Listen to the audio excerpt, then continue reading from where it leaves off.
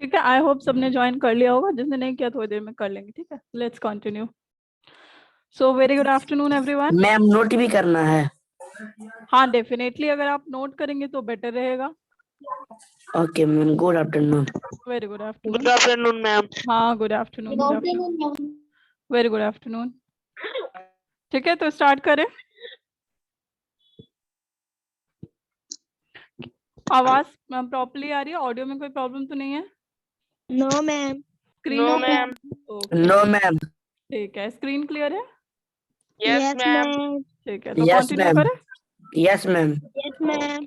ठीक है, तो वॉइस, जैसे मैंने फर्स्ट इस पेज पे तुमको दिख रहा होगा, जैसे एग्जाम्पल लिखा हुआ है, जैसे कि मान लो तुम आपस में दो फ्रेंड्स या कोई भी बात कर रहे हैं, हिज आस्क यू कि क्या तुम रूम साफ करते हो, तो तुमने आंसर में कहा yes I clean my room. उसने तुमसे नॉर्मल क्वेश्चन किया और तुमने डायरेक्ट वे में आंसर कर दिया कि हाँ मैं रूम साफ करता हूँ, आई क्लीन माय रूम। ठीक है, एक तो ये वे है आप बोल सकते हैं, या फिर जो दूसरा सेंटेंस मैंने लिखा है यहाँ पे देख पा रहे होंगे, my room is cleaned by me, मेरा रूम मेरे द्वारा क्लीन किया जाता है। मीनिंग अगर आप देखोगे तो दोनों का सेम है, पर्पस जो एक्शन हो रहा है दोनों में सेम है, दोनों में क्लीनिंग का एक्शन हो रहा है, राइट। फर्स्ट सेंटेंस में भी क्लीनिंग हो रहा है, सेकंड सेंटेंस में भी क्लीनिंग ही हो रहा है, लेकिन इसमें डिफरेंस है। आखिर क्या डिफरेंस है? जब मुझसे किसी ने पूछा तो मैंने क्या किया, डायरेक्टली आंसर कर दिया। ठीक है, excuse me for my writing, ये बहुत स्टार्टिंग है इसलिए मैं उतने अच्छे से नहीं लिख पाऊंगी, बट आई होप आपको समझ आ जाएगा। ठीक है, तो फर्स्ट सेंटेंस में तुमने देखा कि मैं डायरेक्टली उसने आंसर कर दिया कि yes I clean my room, और दूसरा में जो आंसर है या जो लिखा हुआ है my room is clean by me, तो देखो तुम डायरेक्टली ना बता के उसने क्या किया, इनडायरेक्टली कन्वे करने की कोशिश की कि हाँ रूम मेरे द्वारा ही साफ किया जाता है। तो जो फर्स्ट सेंटेंस है जिसमें हम डायरेक्ट बात करते हैं, बिल्कुल क्लियर बात करते हैं, that we can consider as active, क्योंकि हमने उसमें एक्टिवली आंसर दिया कि ठीक है। तो ऐसे जितने भी सेंटेंसेस तुमने को देखने को मिलेगा, तो इसको क्या बोल सकते हैं, एक्टिव। और इस टाइप के सेंटेंसेस जिसमें इनडायरेक्टली बात करने की कोशिश की गई होगी, ऐसे सेंटेंसेस को क्या बोल सकते हैं, पैसिव। ठीक है, तो ये तो तुम्हें समझ आ गया कि हमारे पास बात करने के लिए, किसी चीज का आंसर करने के लिए दो वे है, या तो हम डायरेक्ट करें या फिर हम इनडायरेक्ट करें या फिर पैसिवली करें। ठीक है, तो यहाँ तक मुझे नहीं लगता किसी को कोई दिक्कत होगी, है क्या? No ma'am. नहीं है, तो चलो ठीक है फिर। No ma'am. ओके ओके, तो जैसा कि टॉपिक का नाम तुमने पढ़ा होगा वॉइस, ठीक है। तो आखिर वॉइस होता क्या है, तुमको पता कैसे चलेगा कि भाई हम वॉइस की बात कर रहे हैं, कैसे इंफॉर्मेशन मिलेगा कैसे हमें? तो वॉइस के लिए मैं यहाँ डेफिनेशन जो लिखा है, the voice of a verb states whether the subject in the sentence has performed an action or received it। तो मेन फोकस यहाँ किस पे है, सब्जेक्ट पे। देख पा रहे होगे कि सब्जेक्ट ने कोई भी एक्शन परफॉर्म किया है, ठीक है, परफॉर्म द एक्शन, और उसी ने रिसीव किया। ठीक है, समझ में आया? जैसे कि एग्जांपल नंबर 2 देखो, the teacher is teaching the student, the teacher is teaching the student. तो टीचर क्या कर रही है, टीचिंग। तो सब्जेक्ट है हमारा क्या, टीचर सब्जेक्ट है ना। क्या हुआ, किसी को समझ में नहीं आ रहा क्या? Yes ma'am. आ रहा है। तो टीचर सब्जेक्ट है, टीचर एक्शन क्या कर रही है, परफॉर्म कर रही है ना, बिकॉज शी इज टीचिंग। लेकिन एक्शन का रिसीवर कौन है, ये हमारा एक्शन जो है इसका रिसीवर कौन है, इस वर्ब का रिसीवर कौन है, एक्शन किस पे किया जा रहा है, टीचिंग किस पे किया जा रहा है, स्टूडेंट्स पे, है ना।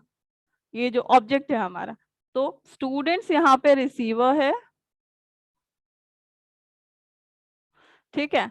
और टीचर जो है हमारा वो क्या, परफॉर्मर या डूअर बोल सकते हो तुम। ठीक है, ऐसे ही अगर हम दूसरा सेंटेंस देखें, the hunter killed the deer, तो यहाँ पे डूअर कौन है, एक्शन कौन परफॉर्म कर रहा है, हंटर का एक्शन परफॉर्म कर रहा है, है ना, लेकिन एक्शन रिसीव कौन रहा है, मतलब किल तो हंटर कर रहा है, लेकिन किसको मारा, किलिंग का जो प्रोसेस था वो किस पे किया गया, डियर पे किया गया, है ना। तो डियर यहाँ पे रिसीवर है और हंटर क्या है यहाँ पे, डूअर है, ठीक है, या परफॉर्मर है आप बोल सकते हैं। इस सेंटेंस को हम अगर, ये हमारा हो गया एक्टिव वे में अगर मैंने लिखा या फिर आंसर किया। दूसरा, अगर इसी सेंटेंस को मैं इस वे में भी लिख सकती हूँ, the deer was killed by the hunter. जो डियर है हंटर के द्वारा मारा गया। मीनिंग सेम है, मीनिंग में कोई चेंज नहीं आया।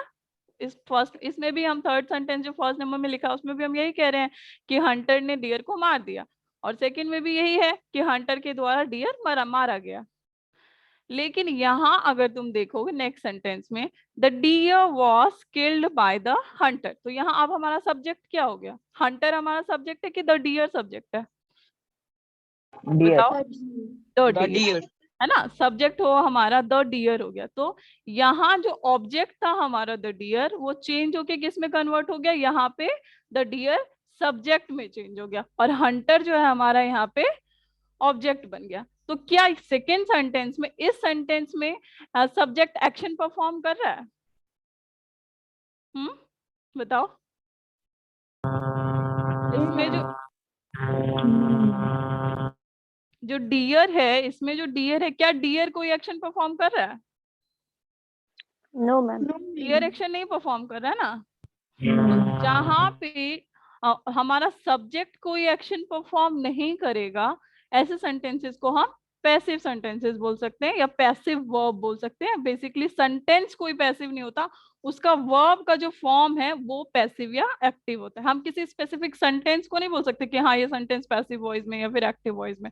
उस सेंटेंस के अंदर जो हमारा वर्ब है, तुमको पता है कि एक प्रॉपर सेंटेंस, मीनिंगफुल सेंटेंस के लिए हमारे पास सब्जेक्ट रहना चाहिए, वर्ब रहना चाहिए और ऑब्जेक्ट है। समटाइम्स ऑब्जेक्ट इज हिडन और नॉट नेसेसरी, ऐसा भी हो सकता है, लेकिन सब्जेक्ट और वर्ब तो इज वेरी इंपॉर्टेंट, है ना, ठीक है। तो सब्जेक्ट हमारा यही है, और सब्जेक्ट क्या कर रहा है, डियर यहाँ पे कोई एक्शन नहीं परफॉर्म कर रहा, इसलिए ये सेंटेंसेस हमारे पैसिव सेंटेंसेस हो गए। नेक्स्ट देखते हैं, mob attack the cops. Mob हुआ कि क्राउड ऑफ पीपल होता है ना, बहुत सारे लोगों की भीड़, ठीक है। उन्होंने क्या किया, भीड़ ने पुलिस वालों पे अटैक कर दिया। Cops means number of police officers, ठीक है, प्लूरल है, कॉप का सिंगुलर कॉप होता है। अगर एक पुलिस ऑफिसर की बात करेंगे तो कॉप लिखेंगे, and if we talk about number of police officers then we can use cops, ठीक है। तो मॉब अटैक द कॉप्स, तो मॉब यहाँ पे एक्शन कौन परफॉर्म कर रहा है, मॉब एक्शन परफॉर्म कर रहा है कि कॉप, मॉब। है ना। Mob. क्राउड एक्शन परफॉर्म कर रही है, क्या Mob. एक्शन परफॉर्म कर रही है, अटैकिंग, है ना। मॉब अटैक करने का काम कर रही है किस पे, कॉप पे, ठीक है। तो समझ में आ गया। देखो इसमें तुमको कुछ ऐसे सेंटेंसेस भी दिखे जहां पे सब्जेक्ट जो है हमारा एक्शन परफॉर्म कर रहा है, जैसे हम, या फिर फर्स्ट सेंटेंस है अमित रीड अ नॉवल, तो यहाँ पे अमित क्या है, अमित इज सब्जेक्ट, सब्जेक्ट, और ये एक्शन परफॉर्म कर रहा है, हाँ definitely we can see he reads, तो ऑब्वियसली एक्शन परफॉर्म कर रहा है ना, वर्ब है हमारा यहाँ पे। ऐसे सेकंड सेंटेंस में the teacher is teaching the students, तो हम देख पा रहे हैं कि जो फर्स्ट सेंटेंस है हमारा, the teacher is teaching the students, इसमें जो टीचर है वो एक्शन परफॉर्म कर रही है, she is performing an action, है ना। तो इसलिए ये क्या है हमारा एक्टिव सेंटेंस हो गया। लेकिन हम जब उसी का नेक्स्ट सेंटेंस देखते हैं, the hunter killed the deer, तो इसमें हंटर है वो भी एक्शन परफॉर्म कर रहा है, तो इसलिए ये भी सेंटेंस क्या हो गया, इस सेंटेंस का वर्ब क्या हो गया, एक्टिव। लेकिन जब हम नेक्स्ट देखते हैं, the deer was killed by the hunter, जो यहाँ है हमारा सब्जेक्ट डियर, वो कोई एक्शन नहीं परफॉर्म कर रहा, इसलिए इसका जो वर्ब है वो एक्टिव वॉइस नहीं है। Similarly in the next sentence we can see कि मॉब अटैक द कॉप्स, ठीक है, तो मॉब ने कॉप को अटैक कर दिया, तो यहाँ पे भी हमारा एक्शन परफॉर्म हो रहा है। किसी ने मुझे चैट बॉक्स में लिखा है, मैम टीचर इज टीचिंग है टू, और तो प्लीज एक्सप्लेन क्या है, मैम टीचर इज टीचिंग है तो, हाँ वही ना मैंने कहा, the teacher is performing action, she is not receiving it. Ayush समझ में आया,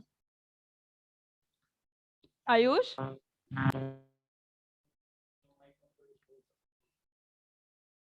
आप अनम्यूट करके अपने आप को बता सकते हैं। समझ में आया आयुष? Yes ma'am. ठीक है। टीचर, हाँ डेफिनेटली इस सेंटेंस में टीचर एक्शन परफॉर्म कर रही है, इसलिए ये क्या है, एक्टिव वॉइस का हमारा वर्ब है ये। ठीक है, तो यहां तक समझ में आ गया? बताओ, Yes. किसी को कोई दिक्कत यहाँ तक? आगे बढ़े? Yes ma'am. ठीक है, आगे बढ़े नेक्स्ट। तो हमने क्या पढ़ लिया कि भाई वॉइस का, वर्ब का वॉइस होता क्या है, आखिर वॉइस क्या होता है। अब हम, तुमको ऑब्वियसली पता भी होगा, तुमने अगर इसे पहले पढ़ा होगा, कितने 6, 7 और सब क्लास में तुमने पढ़ा होगा। आखिर अब जैसे किसी भी चीज को हम इजीली समझने के लिए या फिर किस कैटेगराइज कर देते हैं ताकि आराम से आपको समझ आ जाए भाई एक्टिव में किसे रखना है और पैसिव में किसे रखना है। तो मेनली वॉइस के कितने टाइप है हमारे पास? सिर्फ 2 है, और वो क्या है, एक्टिव और पैसिव। ठीक है, तो वॉइस सिर्फ 2 भाई बहन है, एक्टिव और पैसिव, याद रहेगा। अब एक्टिव क्या होता है? जैसे कि नाम से ही पता है भाई वो बहुत एक्टिव रहेगा। कैसे एक्टिव रहेगा? Let's see. When the verb in a sentence shows that subject performs the action, क्या शो कर रहा है verb हमारा? कि जो हमारा subject है that is performing the action and object receives it. तो किसी भी सेंटेंस में अगर हमारा सब्जेक्ट एक्शन परफॉर्म कर रहा है and object is receiving it, then that type of verb in a sentence can be called as active voice. ठीक है, समझ में आ गया कि कोई भी ऐसा सेंटेंस जिसमें हमें दिख रहा है कि सब हमारा जो सब्जेक्ट है that is performing an action, वो एक्शन परफॉर्म कर रहा है, ठीक है, और ऑब्जेक्ट जो है उस सेंटेंस का वो एक्शन रिसीव कर रहा है, तो ऐसे सेंटेंसेस में जो वर्ब होंगे वो कौन से वॉइस होंगे? Active voice. ठीक है, इसको बेटर समझने के लिए कुछ एग्जांपल्स देख लेते हैं। ठीक है, तो डेफिनेशन समझ आ गई? ठीक है, जैसे एग्जाम्पल नंबर 1 देखते हैं। Raju cut an apple, sorry Raj cut an apple. Ma'am active voice का एग्जांपल है। हाँ, एक्टिव का एग्जाम्पल है। हाँ, एक्सप्लेन कर रही हूँ मैं। ठीक है, आप जैसे अभी किसने कहा कि एक्टिव वॉइस का एग्जाम्पल है, कैसे पता चल रहा है हमें देख लेते हैं। तो राज कट एन एप्पल, राज क्या है हमारा यहाँ पे? सब्जेक्ट हो गया।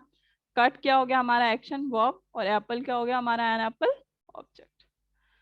और जो हमारा सब्जेक्ट है राज, क्या वो एक्शन परफॉर्म कर रहा है? Definitely he is performing the action. क्या एक्शन परफॉर्म कर रहा है? वो कट करने का एक्शन परफॉर्म रहा है, कट कर रहा है। और एक्शन को रिसीव कौन कर रहा है? किस पे एक्शन कर रहा है? वो एप्पल पे, है ना।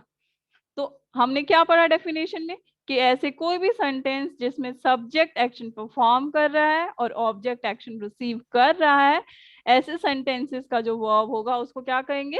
Active form. समझ में आया? ऐसे दूसरा एग्जांपल देखो, रोशनी ईट्स फूड। तो रोशनी ईट्स फूड, रोशनी कोई एक्शन कर रही है? इट्स। ईट्स, तो Roshni is doing the action of eating, तो ये वर्ब है। और क्या कर रही है? किस पे एक्शन कर रही है? वो फूड पे एक्शन कर रही है ना। खाने का काम किसे कर रही है? फूड को खा रही है ना, फूड पे। और ये रोशनी हमारा subject.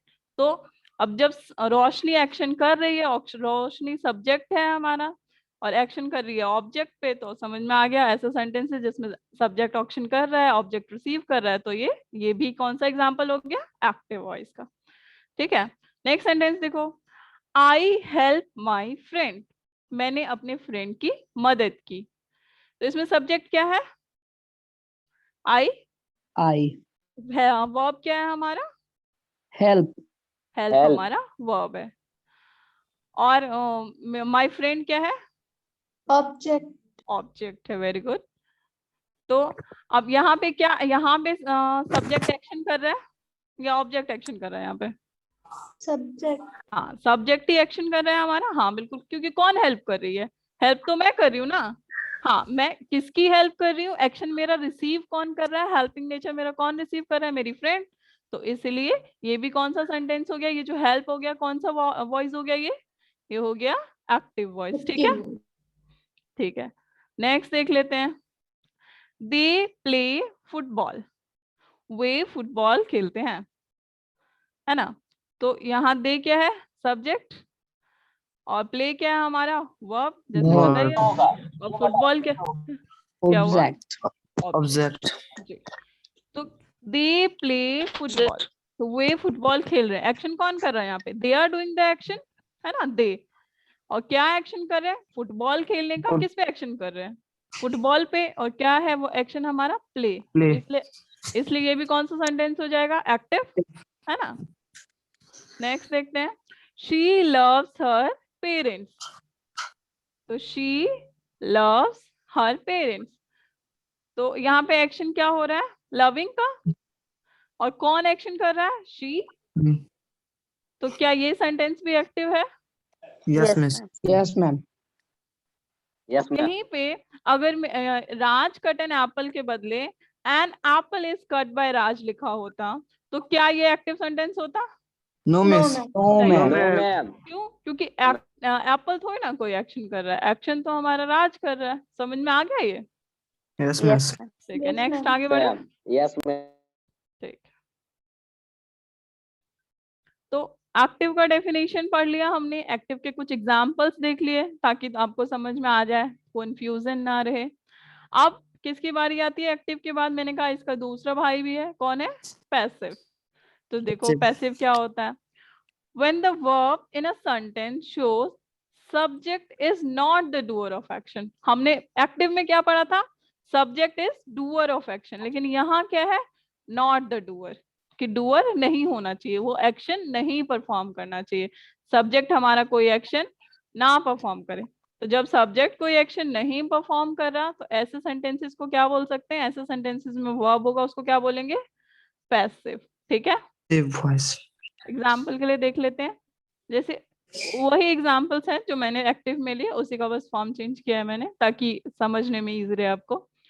N apple is cut by me, कैसे कन्वर्ट हुआ? डोंट वरी, हम जैसे आगे बढ़ते जाएंगे आपको कन्वर्जन का पूरा रूल कैसे कन्वर्ट होगा बताया जाएगा, ठीक है, इसलिए परेशान मत होना।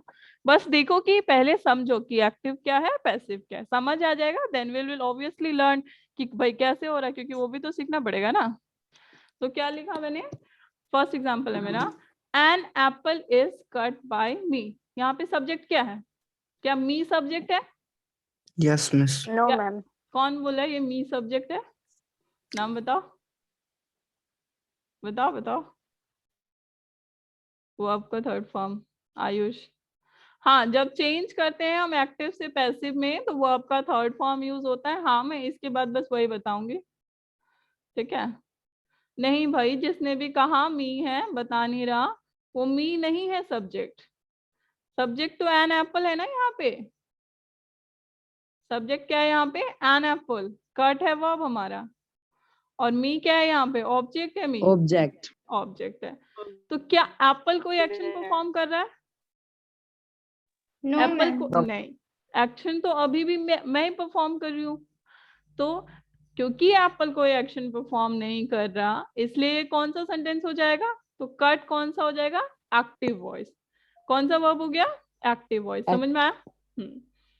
चलो क्लियर करने के लिए दूसरा एग्जांपल भी देख लेते हैं। फूड इज ईटन बाय रोशनी, ठीक है, खाना रोशनी के द्वारा खाया गया। सब्जेक्ट क्या है यहाँ पे? Food. फूड। Food. ईटन हमारा वर्ब हो गया, और रोशनी क्या हो गई हमारी? Object. क्या फूड कोई एक्शन परफॉर्म कर रहा है? नहीं। बेचारा No, फूड ma'am. कैसे एक्शन परफॉर्म करेगा? वो तो एक्शन परफॉर्म कर ही नहीं सकता, हम ही उस पे एक्शन परफॉर्म कर रहे हैं। तो क्योंकि फूड एक्शन परफॉर्म नहीं कर रहा, एक्शन तो रोशनी ही परफॉर्म कर रही है, इसीलिए ये क्या है? ईटन क्या हो जाएगा यहाँ पे फिर? पैसिव वॉइस, ठीक है। नेक्स्ट देखो, third number, my friend is help by me, मेरा फ्रेंड मेरे द्वारा हेल्प किया गया, ठीक है। तो यहाँ पे माई फ्रेंड क्या है? क्या ये ऑब्जेक्ट है? Subject. नहीं, Subject. सब्जेक्ट है, बिल्कुल। हाँ, Subject. हेल्प क्या है? Verb. वर्ब। बाय मी क्या है? ऑब्जेक्ट। Object. तो क्या मेरे फ्रेंड ने मेरी हेल्प की? नहीं। हेल्प किसने की? मैंने उसकी हेल्प की, है ना। क्योंकि मेरा फ्रेंड कोई एक्शन नहीं कर रहा, मेरा फ्रेंड तो एक्शन रिसीव कर रहा है, जो मैंने एक्शन किया उस पे जो मदद की है मैं मदद कर रही हूँ उसकी, so he is just receiving the action। इसीलिए ये कौन सा सेंटेंस हो गया? ऑब्वियसली हेल्प क्या हो जाएगा फिर यहाँ पे? Passive voice. ठीक है, नेक्स्ट देखो 4 number, football is played by them. Football उनके द्वारा खेला गया, खेला जा रहा है या कुछ भी समझो। तो क्या फुटबॉल कोई एक्शन परफॉर्म कर रहा है? नहीं। नहीं, फुटबॉल पे एक्शन, देखो फुटबॉल एक्शन परफॉर्म कर रहा है और फुटबॉल पे एक्शन परफॉर्म कर रहा है, डिफरेंट चीज है ना। तो Yes. तो football is played by them, अभी भी एक्शन कौन परफॉर्म कर रहा है? Them. Them. हमारा ऑब्जेक्ट ही एक्शन परफॉर्म कर रहा है जो कि है देम। तो क्योंकि फुटबॉल हमारा यहाँ सब्जेक्ट है और बेचारा फुटबॉल यहाँ कोई एक्शन परफॉर्म नहीं कर पा रहा, तो हम इसको क्या बोलेंगे? Passive voice. ठीक है, इसीलिए प्लेड यहाँ पे क्या हो जाएगा? Passive voice. नेक्स्ट सेंटेंस देख लेते हैं, थोड़ा और क्लियर हो जाएगा। Her parents are loved by her. उनके पेरेंट्स उनके द्वारा प्यार किए जाते हैं। ठीक है, तो यहाँ जो लविंग नेचर है वो कौन कर रहा है? Her. हर, जो क्या है हमारा ऑब्जेक्ट। क्या वो सब्जेक्ट है हर। हमारा? No, नहीं, ma'am. ऑब्जेक्ट है हमारा। No, ma'am. No. हाँ, और एक्शन क्या परफॉर्म हो रहा है यहाँ का? Love, loving Love. एक्शन है। Love. हाँ, Love. तो दैट इज वर्ब। जब हमारा subject her parents is not performing any action, she is performing action, जिसका हमने हर लिखा है यहाँ पे, इसीलिए ये भी क्या हो जाएगा? Passive voice. आई होप इन सब एग्जाम्पल से समझ में आ गया होगा। Yes, ma'am. Yes, ma'am. Yes, ma'am. जितने ये सब बैठे हुए हो, सबके पास कॉपी पेन है क्या? Yes, ma'am. Yes, ma'am. Yes, ma'am. कोई ऐसा है जो आराम से बैठा है बस सुन रहा है और भूल जाएगा सब? No, ma'am. No, ma'am. हाँ, वैसे ये आपको No, ma'am. नोट्स मिल जाएंगे पीडीएफ फॉर्मेट में, लेकिन लिखते रहोगे तो बेटर रहेगा तुम्हारे लिए। ठीक है, बाद में भी तो लिखना ही पड़ेगा ना, इसलिए। यहाँ तक समझ में आ गया? Yes, ma'am. Yes, ma'am. Yes, ma'am. ये किसका वॉइस में डिस्टरबेंस है? प्लीज अनम्यूट कर लो अपने आप को प्लीज। ठीक है, ठीक है, तो हो गया। नेक्स्ट करते हैं, नेक्स्ट आगे बढ़ते हैं कि हमने पैसिव वॉइस को समझ लिया, हमने एक्टिव वॉइस समझ लिया, हमने वॉइस क्या होता है ये भी समझ लिए, कुछ एग्जाम्पल्स के थ्रू समझे ताकि हमको और बेटर समझ में आ जाए। ठीक है, अब देखते हैं कि अब तुम जनरली देखो अपनी लाइफ में, जब तुम कोई तुमसे कोई कुछ पूछता है, तुम डायरेक्ट आंसर देते हो? जैसे मैंने तुमसे पूछा, क्या तुम अभी पूछा कि क्या तुम कॉपी पेन लेके बैठे हो, तो तुमने सीधा कहा यस मैम हम बैठे हैं। कोई ऐसे तो नहीं बोल रहा यस मैम मेरे द्वारा कॉपी पेन लेकर बैठा गया है, ऐसे तो कोई नहीं बोल रहा, नहीं बोल रहे ना। तो आखिर फिर हम पैसिव वॉइस यूज कहाँ करते? अगर हम पढ़ रहे हैं तो कहीं तो यूज करना पड़ेगा ना उसको, तो आखिर उसका यूज कहाँ करते हैं, कैसे यूज करते हैं, और एक्टिव वॉइस के बारे में थोड़ी सी और इन्फॉर्मेशन, या उसका कहाँ और यूज कर सकते हैं। हाँ, नॉर्मल हम डेली बातचीत करने के लिए तो यूज कर ही रहे, लेकिन और कैसे यूज कर सकते हैं हम वो भी देखेंगे। ठीक है, तो चलो देखते हैं क्या है। अच्छा, मैं जैसा बोल रही थी कि कन्वर्जन कैसा होगा। कन्वर्जन का कोई मैं यहाँ स्पेसिफाइड हर टेंस, इससे पहले मैंने टेंस इसीलिए पढ़ाया था ताकि तुम्हें वॉइस क्लियर हो जाए। तो प्लीज जिसको टेंस क्लियर नहीं है अभी भी, go through the topic which I have made you learn, please उसको एक बार रिवाइज कर लेना ताकि कन्वर्जन इजी रहेगा समझना। ये बस एक छोटा सा इंफॉर्मेशन है, not the complete conversion rule, बस कैसे कन्वर्ट हो रहा है थोड़ा सा मैं बता रही हूँ ताकि समझ में आ जाए। जैसे मैंने एग्जाम्पल लिखा है, the dog at my biscuits. तो डॉग क्या है यहाँ पे मेरा फर्स्ट सेंटेंस में? सब्जेक्ट है, सब्जेक्ट है। एट क्या है हमारा? वर्ब है, वर्ब है। और माई बिस्किट क्या है यहाँ पे? ऑब्जेक्ट। ठीक है, तो जो मैंने फर्स्ट सेंटेंस लिखा the dog at my biscuit, इसमें एट कौन सा फॉर्म ऑफ वर्ब है? V1 है, V2 है, V3 है, कौन सा फॉर्म है? V2 है ना, वर्ब का सेकंड फॉर्म है हमारा। लेकिन तुम नेक्स्ट सेंटेंस देखो, मैंने क्या लिख दिया इसको, तो ये जो फर्स्ट सेंटेंस है ये हमारा एक्टिव में, ये तो समझ में आ गया होगा। किसी को है जो समझ में नहीं आया? मैम आ गया समझ में। हाँ, जिसको नहीं आया इसका मतलब उसने सुना नहीं पहले। ठीक है, तो फर्स्ट सेंटेंस क्या हो गया हमारा? एक्टिव। अब दूसरा देखो क्या लिख दिया मैंने, इसी सेंटेंस को मैंने लिखा my biscuits are eaten by the dog, है ना, कि मेरा बिस्कुट डॉग के द्वारा खा लिया गया। तुम क्या देख पा रहे हो यहाँ पे, मैंने क्या किया, सबसे पहले जो मेरा ऑब्जेक्ट था उसको किस प्लेस पे रखा जब मैंने पैसिव में कन्वर्ट किया, सब्जेक्ट सब्जेक्ट के प्लेस Subject पे। के है ना, हमारा पैसिव जो ऑब्जेक्ट है वो सब्जेक्ट प्लेस पे आ गया। ठीक है, फिर हमारा तो भाई सब्जेक्ट का क्या करेंगे, सब्जेक्ट को कहाँ रख सकते हैं, फिर सब्जेक्ट तुम देख पाओगे कि ऑब्जेक्ट मैंने क्या किया, Object के ऑब्जेक्ट की जो Object जगह के जगह थी पे उसको वहां लगा दिया, है ना, द डॉग मैंने ऑब्जेक्ट प्लेस पे रख दिया। ठीक है, ये दोनों तो शॉर्ट आउट हो गया मेरा। अब क्या बच गया मेरा वर्ब, वर्ब मेरा यहाँ था ईट और मैंने यहाँ भाई ईटन क्यों लिख दिया। तो तुम जब भी कन्वर्ट करोगे पैसिव वॉइस में, तुम्हारा कोई भी फॉर्म ऑफ वर्ब लिखा हो हमारा एक्टिव में, उसको हम कौन सा फॉर्म में चेंज करेंगे, वर्ब वर्ब का Verb थर्ड three. फॉर्म, ये V3 ही रहेगा। यहाँ पे हेल्पिंग वर्ब कुछ भी लिखा हो, वर्ब का थर्ड फॉर्म ही यूज करेंगे। अब कैसे किस में यूज करेंगे वो बताया जाएगा नेक्स्ट जब कन्वर्जन करेंगे। ठीक है, अब यहाँ तो मैंने कोई हेल्पिंग वर्ब यूज नहीं किया था फर्स्ट सेंटेंस में, क्या फर्स्ट सेंटेंस में कोई हेल्पिंग वर्ब यूज किया मैंने, नहीं, लेकिन सेकंड सेंटेंस में तो मैंने आर लिख दिया। तो ये जो हेल्पिंग वर्ब हम यहाँ लगाते हैं, जो हमारा नया सब्जेक्ट बना है, जिसको हमने ऑब्जेक्ट को सब्जेक्ट बनाया है, तो नया सब्जेक्ट जो है हमारा, उसके हिसाब से हम यहाँ पे हेल्पिंग वर्ब यूज करेंगे।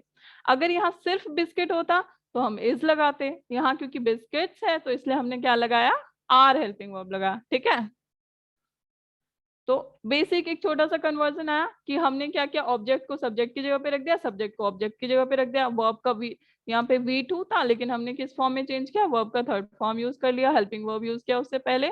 और हमेशा वर्ब के जो हमने पैसिव में लिखा, वर्ब का थर्ड फॉर्म लिखा, उसके बाद एक एक्स्ट्रा चीज तुम देख पा रहे होगे, वो क्या है, बाय। तो ये बाय हर सेंटेंस जो पैसिव फॉर्म में रहेगा उसमें हमें लगाना है। ठीक है, यहाँ समझ में आया, Yes, ma'am. ठीक है, वेरी Yes, गुड। ma'am. चलो आगे yes Yes, ma'am. ma'am. Yes, ma'am. तो नेक्स्ट पेज में जैसे देख पा रहे होगे, some more information on active voice. तो आखिर इंफॉर्मेशन की कहाँ यूज करते हैं, कैसे यूज करते हैं, वैसे एक्टिव के बारे में हमें बहुत कुछ पता है, लेकिन फिर भी एक इंट्रो टाइप हो जाएगा इसलिए लिख दिया मैंने। तो फर्स्ट पॉइंट जैसे देख पा रहे होगे, active voice is more clear and direct. जैसे मैंने कहा, बिल्कुल हम डायरेक्टली बात करते हैं, घुमा फिरा के बात करना ही नहीं है। जो एक्टिव इसका भाई है, इसको घुमा फिरा के बिल्कुल बात करने की आदत नहीं है, सीधा सीधा बोल देता है वो। तो क्या करता है, क्लियर बात करता है और डायरेक्ट बात करता है, ये याद रहेगा। ठीक है, नेक्स्ट पॉइंट है the action is express directly. जैसे मैंने कहा कि जो वर्ब होगा हमारा, वो डायरेक्ट एक्शन की बात करेगा, इनडायरेक्टली कोई बात नहीं करेगा। और our focus is on the subject. ठीक है, किस पे फोकस रहेगा हमारा, सब्जेक्ट पे, ऑब्जेक्ट पे कोई फोकस नहीं रहेगा, हमें सिर्फ फोकस करना है सब्जेक्ट पे। क्या सब्जेक्ट एक्शन परफॉर्म कर रहा है या सब्जेक्ट एक्शन नहीं परफॉर्म कर रहा है। अगर एक्शन परफॉर्म कर रहा है तो क्या है हमारा, एक्टिव वॉइस। समझ में आ गया कि एक्टिव वॉइस बहुत क्लियर रहते हैं, डायरेक्ट रहेगा।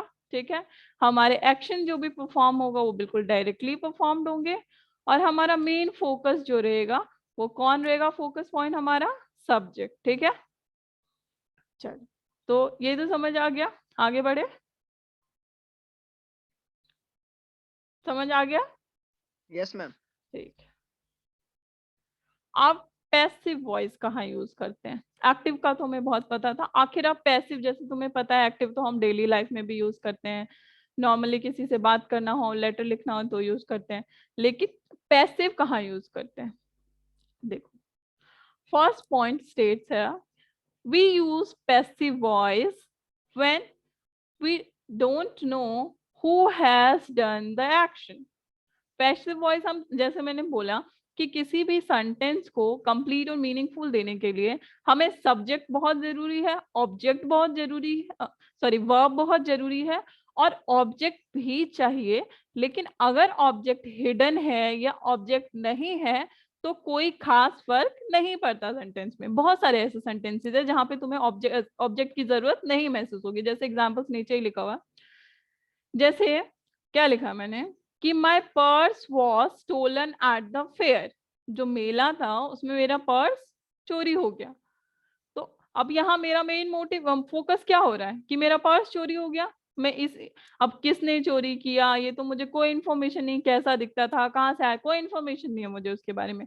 सब्जेक्ट के बारे में मुझे कुछ पता ही नहीं है कि सॉरी ऑब्जेक्ट के बारे में मुझे कुछ नहीं पता कि किसने एक्शन किया, पर्सन कौन है वहां पे, नहीं पता मुझे।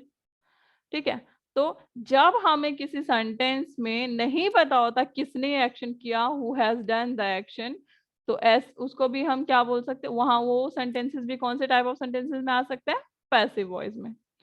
दूसरा है when the doer of action is not important, मतलब डूअर है लेकिन इम्पॉर्टेंट नहीं है। ठीक है, जैसे सीबीएसई रिजल्ट वॉज डिक्लेयर्ड, तुम्हें बताया गया कि रिजल्ट डिक्लेयर हो गया। तो क्या तुम पहले रिजल्ट पे फोकस करते हो कि अच्छा इन्फॉर्मेशन मिला कि रिजल्ट डिक्लेयर हो गया, या किसने डिक्लेयर किया, किसने नोटिस बोर्ड पे नोट लगाया, ये सब इन्फॉर्मेशन है नहीं, क्योंकि यहाँ हमें डूअर जो है उसकी कोई जरूरत या फिर इम्पोर्टेंस नहीं लगती है। ये सेंटेंस मुझे वैसे ही कंप्लीट लग रही है कि हाँ सीबीएसई का रिजल्ट डिक्लेयर हो गया, किसने किया, किसका साइन है, इस सब से हम बाद में कंसर्न होते हैं। तो दो चीजें हमें पता चली कि पैसिव वॉइस में या तो मुझे ये नहीं पता हो कि किसने एक्शन किया हो, या फिर एक्शन कोई इम्पोर्टेंट, जिसने एक्शन किया वो इम्पोर्टेंट नहीं है। तो इन दोनों टाइप में कौन सा हम वॉइस यूज करेंगे, पैसिव वॉइस। ठीक है, यहाँ तक समझ में आ गया। Yes, ma'am. Yes, आगे बढ़ते हैं, ma'am. अब देखते हैं पैसिव वॉइस और कहाँ कहाँ यूज कर सकते हैं हम।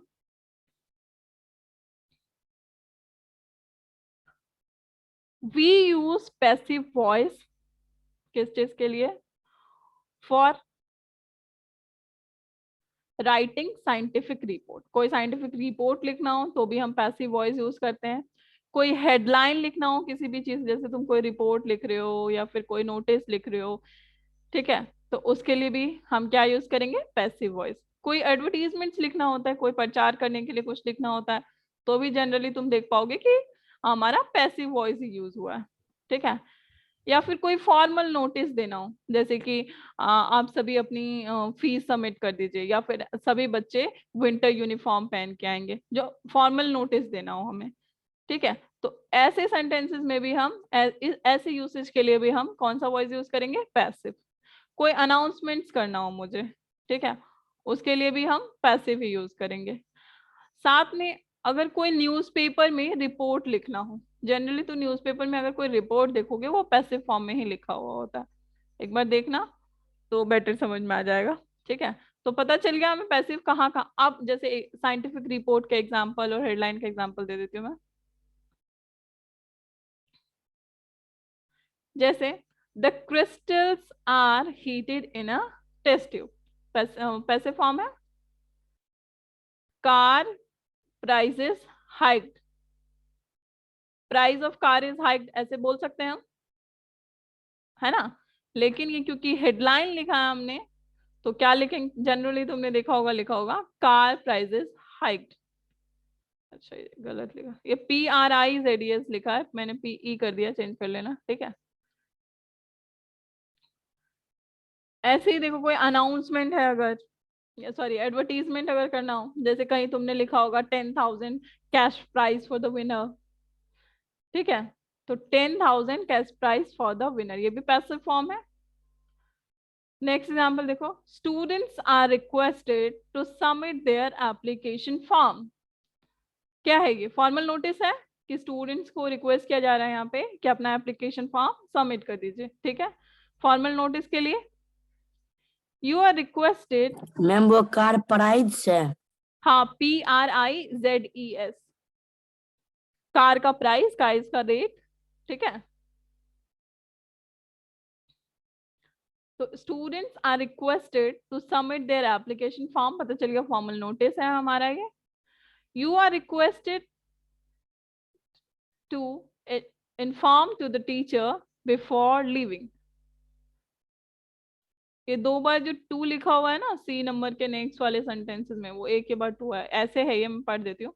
You are requested to inform to the teacher before leaving, कि आपको बताया जा रहा है, ठीक है, अनाउंस किया जा रहा है ऐसे कि आप क्लास लीव करने से पहले या यहाँ से जाने से पहले इन्फॉर्म करके जाएंगे अपने टीचर को, ठीक है। नेक्स्ट सेंटेंस जैसे देखो, new train is inaugurated by the prime minister.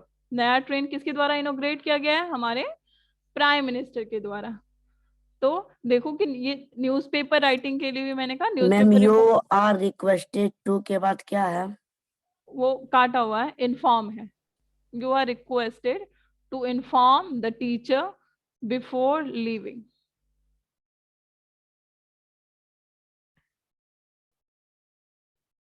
इनोग्रेट मतलब होता है कि उद्घाटन करना। उद्घाटन पता है, किसी चीज को स्टार्ट करने से पहले तुमने देखा होगा कि रिबन कटिंग वगैरह होता है, उसे बोलते हैं इनोग्रेट।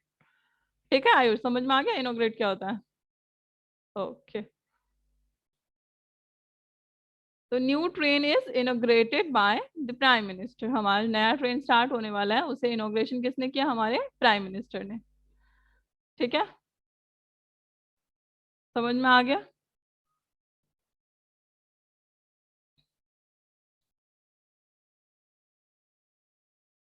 हाँ, आगे बढ़े।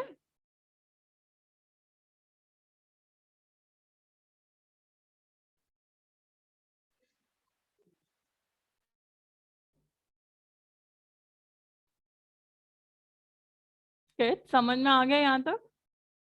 Yes, ma'am. ठीक, Yes, ma'am.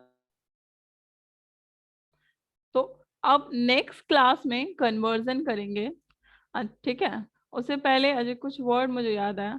जैसे तुमने बहुत सुना होगा, अभी कोरोना चल रहा है तो corona pandemic, corona virus pandemic, ऐसा सुना होगा बहुत। पैंडेमिक वर्ड बहुत सुना होगा, सुना है? Yes, ma'am. Yes, ma'am. तो तुमने पैंडेमिक तो सुना है, ठीक है, स्पेलिंग पता है? PANDEMIC। See. क्या तुमने एक और वर्ड होता है एपिडेमिक? एपिडेमिक सुना है? No, ma'am. बुक में पढ़ा होगा, SST बुक में।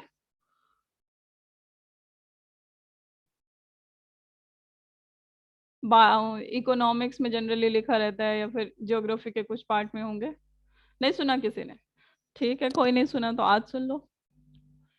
2 वर्ड होता है, पेंडेमिक और एपिडेमिक, मतलब दोनों का सेम ही है। तो आखिर हम कोरोना वायरस के लिए पेंडेमिक क्यों लिख रहे हैं और एपिडेमिक क्यों नहीं लिख रहे? इसमें बस थोड़ा सा डिफरेंस है। क्या क्या डिफरेंस है वो देखो।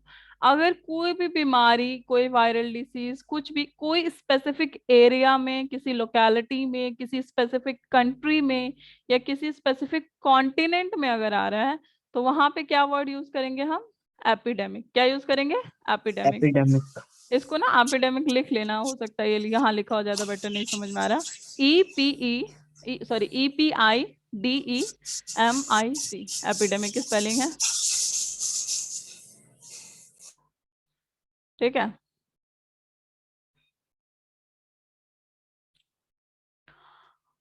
उसके बाद है पेंडेमिक। पेंडेमिक जैसे पता ही है, अब कोरोना तो अब तुम अपने हिसाब से कोई बताएगा मुझे पेंडेमिक कहाँ यूज करते हैं? कोई बताना चाहेगा?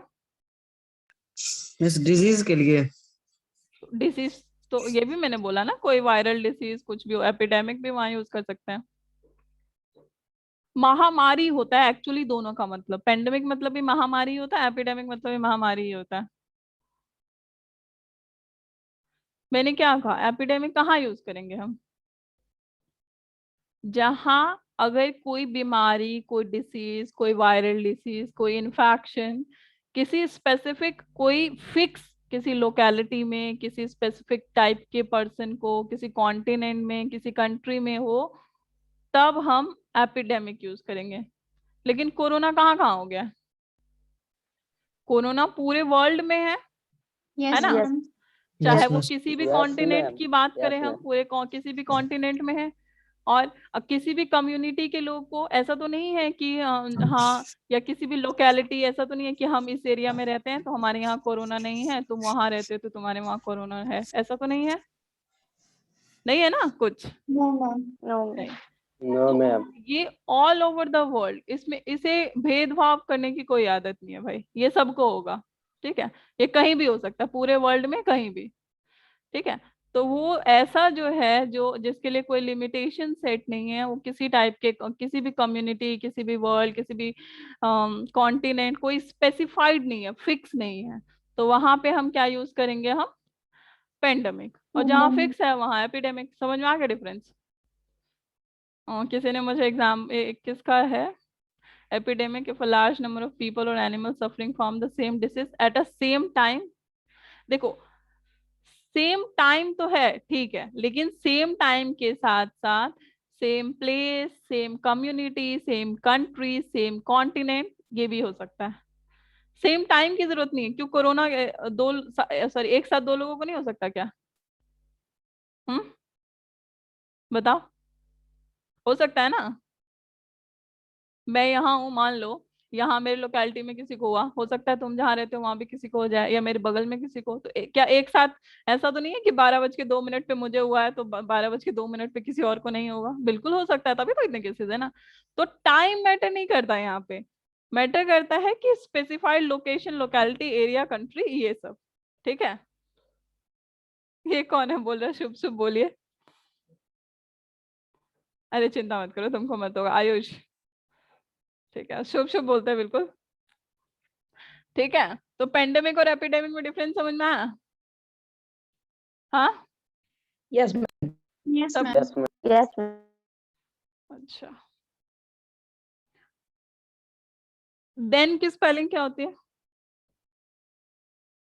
कोई शुभ शुभ बताना चाहेगा मुझे देन की स्पेलिंग? किस चीज का? हाँ, एक क्या आयुष चीज ने का? Then then THEN. हाँ, टी एच। THEN। क्या किसी ने THAN देन लिखा हो देखा है? Yes, ma'am. Yes, ma'am. तो क्या ये गलत लिख दिया मैंने, या जिसने भी लिखा होता वो गलत लिखा रहता है वो? No, No, ma'am. ma'am. No ma'am. तो फिर THEN ही क्यों बताया?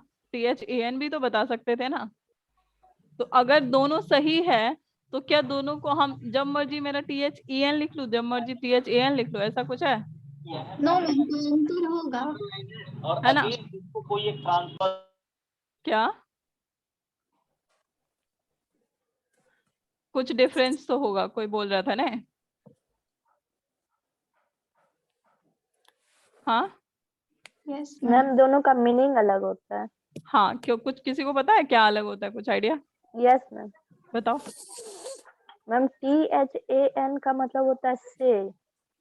THEN का क्या मतलब होता है? सॉरी, AN मतलब क्या होता है? से। से। हाँ, से जैसे मुझे मतलब वैसे ग्रेटर देन से ज्यादा। क्या? जैसे मैम ग्रेटर देन से ज्यादा। ग्रेटर देन, अच्छा।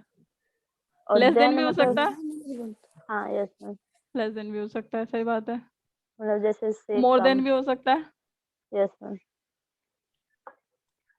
तो greater than, less than basically इसका कंसेप्ट नहीं है। THAN देन जहां भी लिखेंगे ना, जहां हमको कंपेयर करना हो, चाहे वो दो पर्सन के बीच में कंपेयर करना हो, किसी नंबर्स के बीच में कंपेयर करना हो, ठीक है, किसी भी मतलब कंपेयर करना है, कहीं भी कुछ भी कंपेयर करे, वो मैटर नहीं करेगा कि हम क्या चीज कंपेयर कर रहे हैं। मैटर क्या करेगा कि मुझे कंपेयर करना है, ठीक है। तो जब मैं कुछ भी कंपैरिजन करने लग जाऊंगी तो देन लिखूंगी। और THEN क्या यूज होगा? उसका मतलब फिर हो। हाँ, एग्जाम्पल दे दो एक, ताकि जिसको नहीं पता पता चल जाए। किसने बताया उसका मतलब फिर होता है? बोलो क्या हुआ, चुप हो गए? सही बोले थे, बोलो। गलत बोल मैम, रहा हूँ मैं? हाँ बोलो बोलो। जैसे मैम फिर उसने बोला then they repeat it. हाँ, देन दे रिपीट, उसके बाद उसने रिपीट किया, ठीक है रिया, ठीक बोल रही हो तुम। तो समझ में आ गया दोनों का डिफरेंस? कोई और वर्ड जिसका तुम्हें कुछ पूछना हो, नहीं तो क्लास एंड करते हैं।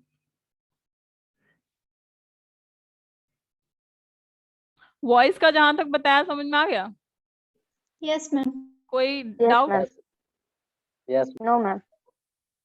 और मैम पेंडेमिक क्लास एपिडेमिक, हाँ क्लास खत्म कर देते हैं अगर कोई डाउट नहीं है तो। यस मैम, हो गया डाउट खत्म। और